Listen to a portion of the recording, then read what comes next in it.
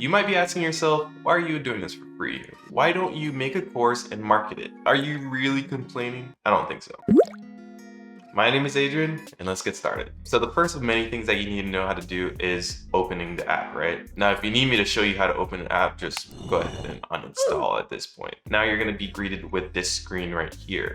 Now, yours might look exactly similar, but I don't normally use this workspace. If I say terms you don't know, don't worry, it will make sense. This layout right here is okay, but for me, this is the layout I use. But let's go back to the default that you guys will be seeing and let's change it to what I have. As you can see, I had my effects over here, and all you have to do is if you see the item or tab that you need, you just drag it to where you want, and that's it. And we'll make this a little bit smaller here.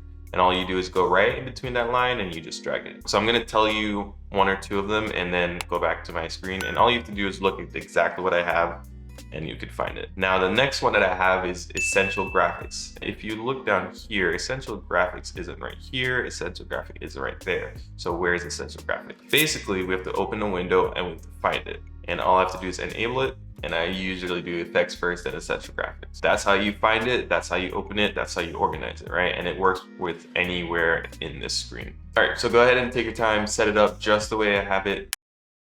You won't have these right here, and I'll show you how to set it up as well, but for right now, just get these tabs to exactly what I have. This one, the RG Universe, you won't be able to have that. That's because it's a plugin. If you use any sorts of plugin before, you understand what that is, right? Everything else you should see, and it did come with Premiere Pro. So the next thing after this, you need to be able to import your footage. But in order to do that, you need to have your footage. If it's for you guys probably filmed something just like I'm doing right here, and you guys are using that footage.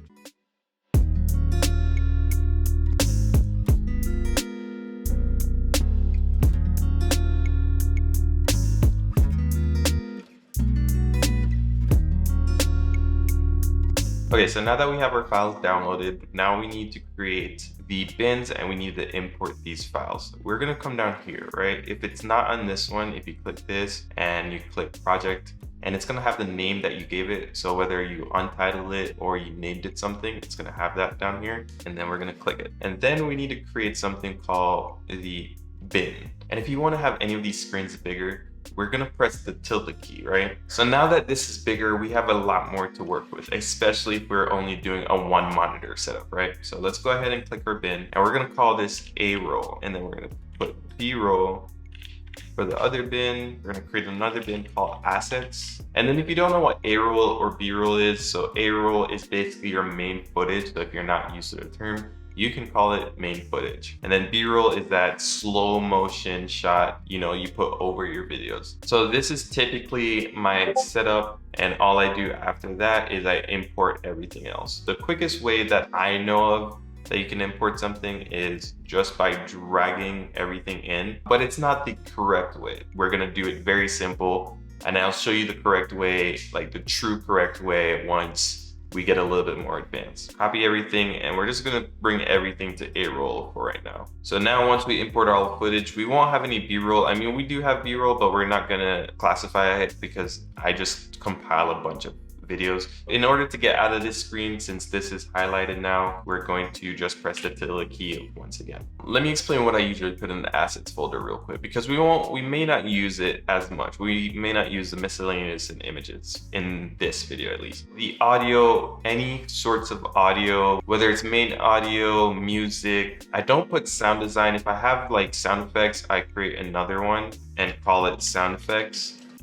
If it's just like regular audio music or someone speaking, then I put it into the audio folder. Now that we've created our bins, now we're a little bit more organized, right? Now we're going to create our sequence. If I were to drag this on, it will copy every single aspect. So right now, if you look, this first aspect ratio is 4K, right? Where it says 3,840, that's 4K aspect ratio. But if I go down to another video, you can see that it's at 1920 by 1080. And those are different file sizes, right? So we usually go with the smallest one, but honestly, 4K, you don't need it. And most of you might not have the fastest computers. But if you do have the fastest computers, you can easily run 4K. For right now, we're just doing 1080p. The way I'm going to show you guys how to do it is to go to sequence and create one. But if you want a simpler way of doing it, if all your file sizes are the same, you're going to just drag and drop it and it creates a sequence for you. We're not going to do it that way. We're going to press Control N and it's going to create a new sequence. If you don't remember and if you're not good with keyboard shortcuts,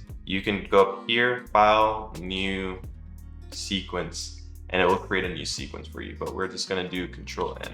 And then this screen is gonna pop up. If you don't know your camera settings, I usually stick with the RE and then 1080, 29 frames per second. So most of these are 24. So we're gonna do RE24, 1080. One thing that I want you guys to keep in mind, if you're using an iPhone, these settings won't work. These standard settings won't work. You have to do a very specific setting. If you want to have these settings, all you do is click this add button. You look for the same picture. So for example, this one, the toggle mute right here, and you drag it and drop it. Leave everything else though, okay? Everything that came standard, leave it. In this next section, let's talk about what each one of these tabs or widgets do and why they're important, for me at least, or my workflow. So you have the effects control, and the effects control basically shows you the properties of whatever video you're working on. I'm gonna do a very quick example, but do not follow this step as yet. So let's say I have this video on there. If I were to click on it, it shows me the properties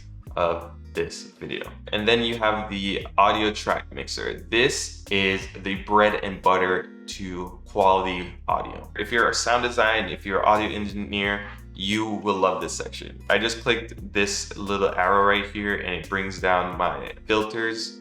And basically the filters, we'll get into it, but filters basically adjust the audio. And if you look down here, we have A1, A2, A3. That means audio 1, audio 2, audio 3. And that correlates with these. So audio 1, audio 2, audio 3, audio 4. And then this last one is an extra one because we don't see an audio 5 down here. This last one is your overall track. This adjusts everything. It's the master volume track mixer. If you don't remember this, that is totally fine. We'll definitely get into it a lot later. And then I have the RG Universe dashboard. This is by Red Giant or Maxon, but for a majority of this basic tutorial, I won't be using any of these and I'll do everything from scratch. This just helps me not creating, a bunch of stuff. If you double click one of these right here, it will change the picture over here and it will say source. Now, your source is whatever you're doing right now. And the important thing about your source is you can pre-watch